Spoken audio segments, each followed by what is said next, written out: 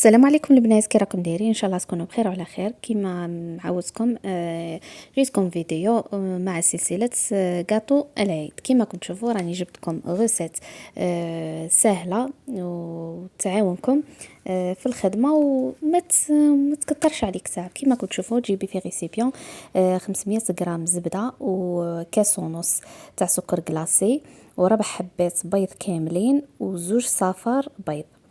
كيما هاك البنات كيما راكم تشوفوا هاد الكونتيتي تخرج لكم كميه لاباس بها. انا غادي ندير لكم كل نوع في فيديو او جزء في فيديو، وغادي ان شاء الله تسيوها وتخلوا لي رايكم. كيما كنتوا تشوفوا البنات هنايا زدت كاس زيت ونزيدو مغرف كبيره تاع لافاني.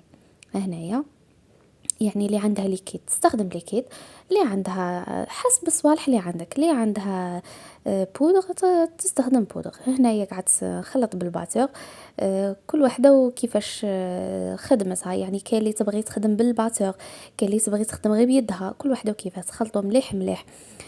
هذيك لازم يدخل داك البيض والزيت والسكر كلاصي ولا الزبده.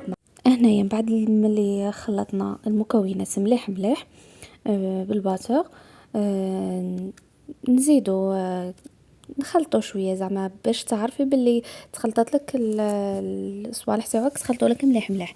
هنايا زدت كاس ونص تاع مايزينا، وي كاس ونص تاع مايزينا، ونزيدو نخلطو تاني مليح مليح بالباتور.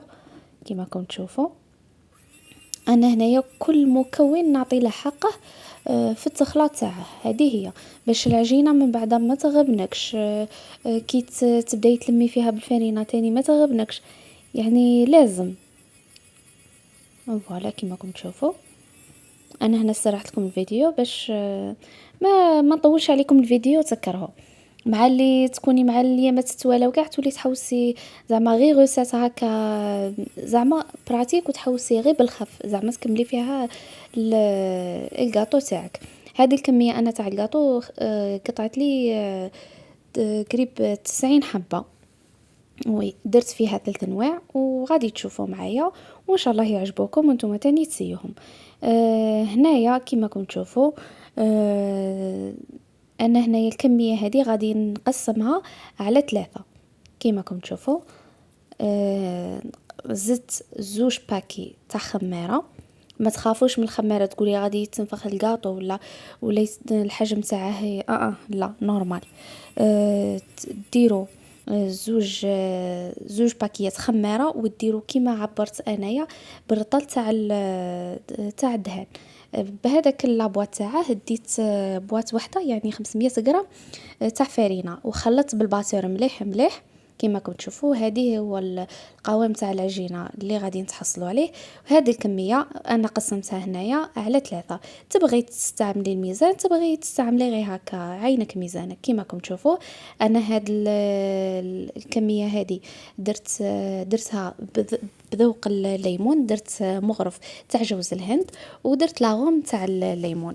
كيما راكم تشوفوا بديت نضيف في الفرينه ونلم في الفرين في العجينه تاعي. كيما راكم تشوفوا كي غادي تعتمدوا هذه الوصفه شوفوا كيفاه غادي تولوا تخدموا بها. فوالا هنايا نحلوا العجينه تاعنا، يعني ديري ساشي كيما مالف، ديري ساشي من تحت وساشي من الفوق يعني باه تعاونك في الخدمه تاعك. وهنايا قعدت نطبع في العجينه تاعي. وهنايا انا درت كريمه زبده اللي ندير فيها من بعد خليكم كيفاش نخدم الكريمه الزبده. فوالا هنايا درت ملون تاع شوكولا، ذوبت شوكولا تاع الوجدان باكي وزدت الملون خاص بالشوكولا. فوالا وهنايا قعدت نخدم في الكاطو تاعي. هذا هو الشكل النهائي وزينته من الفوق وان شاء الله يعجبكم وتسيوه ان شاء الله.